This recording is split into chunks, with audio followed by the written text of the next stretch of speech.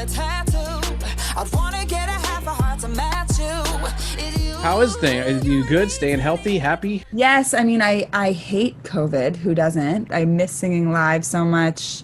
And I want to come meet everybody in person. Like, this isn't really the same, but I feel very grateful to be healthy and knock on wood, my family's healthy. And so, yes. Are you like a get up in the morning, take vitamins kind of? Oh my God. I have like supplements like you wouldn't believe.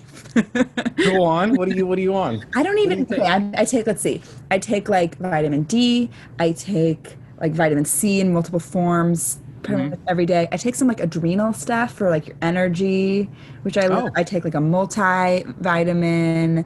I take methylfolate. I think it's vitamin D. I have a pill pack that I bring to work, and everybody calls it my old man pill pack because it's the one where it's separated like Monday, Tuesday, Wednesday. I have the exact same thing. And people make fun of me all the time. They're like, are you 90 years old? And I'm like, no, I'm just healthy and you're jealous. So you're on the East Coast right now, you said, but do you live in LA? I live in LA. Yeah. You do live in LA. What part of town? Not exact, obviously. I live like La Brea, Melrose area. Oh, okay. Yeah. I've been there for years. I love it so much. How about you? Studio City, just off like Laurel. Yeah, on the other side of Ventura. I love LA. I love it. It's my home, but it's nice to be out here. It's nice for a little change of pace because I'm used to traveling so much, and I obviously haven't been. So, what do you like to do? Like when you're in LA, what do you do normally when the world is not broken? At the beginning of quarantine, I was like, this doesn't feel that different from my life because I'm kind of a homebody. I love to like go on a long walk and then like sing all day. If I have a free day, like play piano and sing all day and work and like stay home and go to bed at 9 p.m. Like that's kind of my style anyways. But I do really miss like just going to dinner with my friends or like every once in a while, just like a sweaty dance party. I would love to be able to do that again. Right. You like doing any DIY or cleaning out the closet or? Well, in the beginning, I cleaned out so much of my apartment. I cleaned out this closet that I had never dared to go in. You've got that sketchy Monica Geller closet that's always locked and you don't know what's in it. I am such a Monica. You just saw me and knew me. I am such a Monica. And I'm so like clean that way. But I do have like that. I had that shady closet that was just like dangerous. And I went in there and it was all sorts of weird things that I didn't know what they were and whatever. I got rid of it. Do you ever feel guilty? Like, I'm so sorry, Teapot. Yes. I know. No, I felt so guilty. I felt so bad. I was like, does he think I don't like him? Like I felt bad. Oh my, you're the only other one that understands that weird little struggle. Even when I take a sweatshirt out, I feel guilty. Like, hey, sweatshirt, you didn't do anything wrong. I just don't really wear you and somebody else could.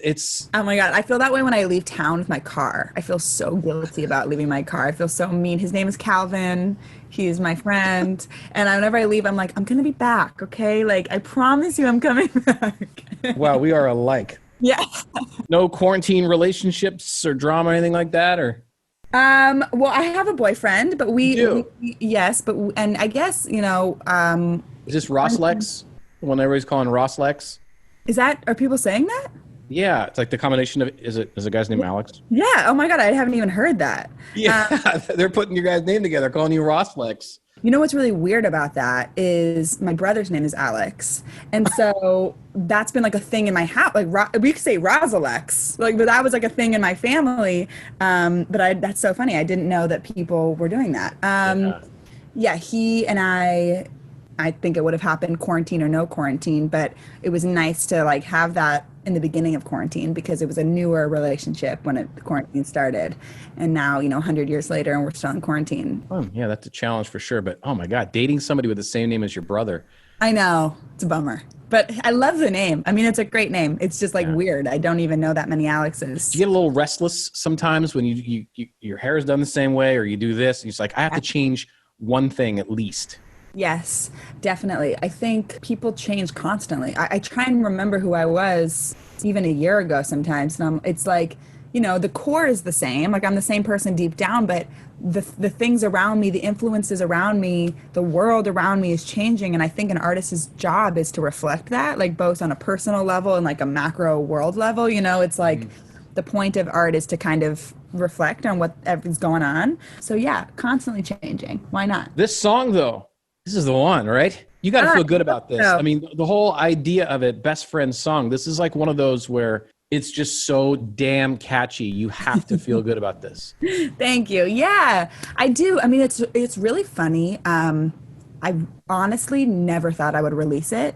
I really just wrote it for my best friend, like very genuinely. Her name's Tatiana, and we've been best friends for years, like soul sisters, like, you know, codependent, however you want to say it.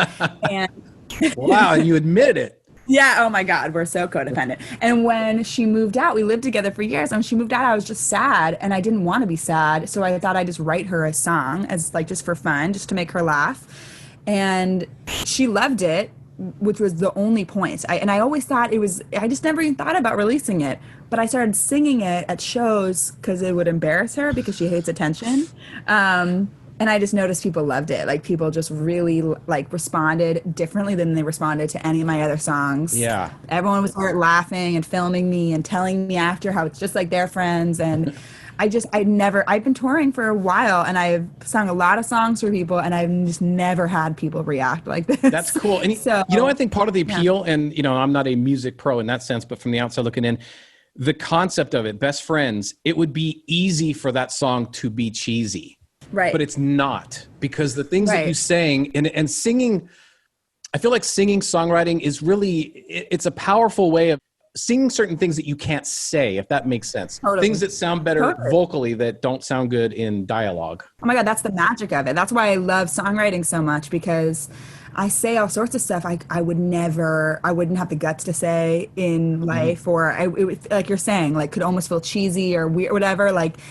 But in a song, it feels good. It's because it's like the deeper emotion or something. It's like you can tap into something else. I totally agree. Right. Yeah. But it's so not cheesy. It's relatable. There's an edge to the lyrics. Yeah. I mean, I think the reason maybe I got away with it is because I just wrote it for Tat. It's like inside joke after inside joke. Like, it's really specific to us, and every line comes from something very real that happened, or she knows what I'm talking about, you know? So sometimes I think things are cheesy if they feel forced or if they feel like too general, but I really just like it's like inside jokes. Like, they're really specific things that we've done. She does a lot of mushrooms. Yeah. No, but that's the funny thing about the line. The reason I said that really is because Tat and I are more like the wet blanket in the friend group. Like, we're both like more a little bit scared or a little bit hesitant. Like, we both kind of homebodies. We're both down to just like hang out at home. And so I have some other friends who, if they said, do you want to do some mushrooms, I wouldn't trust them. That's the whole point. But I would trust Tat because she's, you know, she's like kind of like, we're both a little bit more like, like we'd be more nervous, you know? Even that lyric, like, it was an inside joke with us, and now it's funny. It is, because it comes so quickly in the song that it really sets up the whole thing going, okay. Right. And even after talking to you now, even listen to the lyrics about how you want to go to a party and just talk to this person and stuff like that. It's like, wow, okay. But don't you know what I'm talking about? Like, yes, we would do that all the time. Like, we'll go to a party. We'll be like, let's go. We never go. Let's go to the party. And we'll go, and we'll realize like an hour in that we've just been sitting on the couch talking just to each other. And we're like, this is hilarious. Like, we tried to be social. And I think what I like about the song is it can be your best girlfriend or your best guy friend, but it also could be your boyfriend or your girlfriend or your kid or your mom or your dog or your plant, or like my dad with his laptop. Like, I think the point is everybody has their comfort person or their comfort animal or their comfort space. And it's to me, it's like celebrating that connection, whoever it is or whatever it is, you know. I think it can be whoever it is for you. For me, it happens to be Pat. There's a lot of movement in this song. Like, there's some, I can't remember the exact line, but it's a repeated part, but there are movements that go up almost kind of. You made to the end. That one? Almost, yeah, but it's kind of Ryan Tedder-ish in a way, if that makes sense. Thank you know what I mean? Because sometimes he could do a lyric that could go from here to here, but you unnecessarily go up here and it just changes and makes everything sound so cool. Oh, thank you so much. It's unexpected notes. Yeah.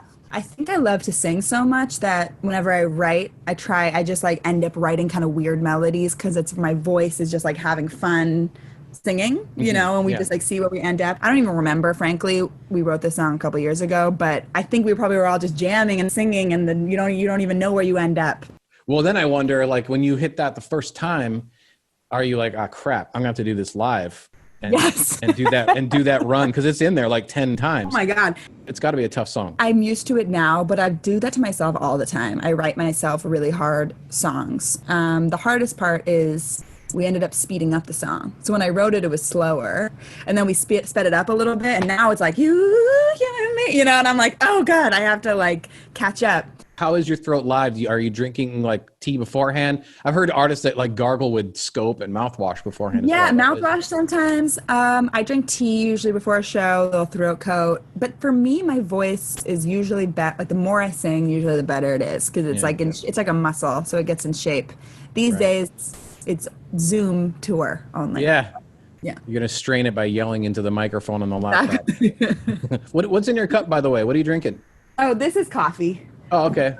I wasn't drinking coffee before quarantine, but I was like, I got to live a little here. Yeah. What are we going to do? I'm going to drink coffee. So just straight black coffee or what? What's it? No, it's like, I think I don't even really, it's like an Nespresso machine. You like put the little thing and. I have that. I love that thing. Oh, it's amazing. I love it. And then just some oat milk. It's that coffee. It's a little tinge of burnt plastic and yeah. It's delicious. Water that's going through all these gadgets and you're not quite sure what's going on there. Yeah. That's the risk that we are willing to take. Exactly. So. Yeah. You are great. I hope that once all this comes, done with, hopefully make the probably 20-minute drive. I would love to. I love the station so much. I listen to you guys all the time. So I'm honored to get to talk to you and that you might even think about playing the song. It just means a lot to me because this is I live in LA and the station is like, it's my station, I hear it all the come time. on. So, yeah. So I just really appreciate you guys having me and all of it. What a nice thing to say. Thank you for that. Yeah, of course. We're going to air this interview and I'm going to play your song. So you introduce the song on My FM to people who maybe don't know it or however you want to intro it. Okay, do I do it like a liner? Do I say like, whatever hey, My FM? This is your house. Or just, you do whatever you want. Oh, okay, my house. You introduce your song. Okay. All right. Okay, this is my song, best friend song. I wrote it about my real best friend, Taddy, who might be listening in LA right now. And I hope it makes you think about your best friend. Here it is. On My FM. What? On My FM, of course. On My FM. I'm going to clip that out and run that exactly like that.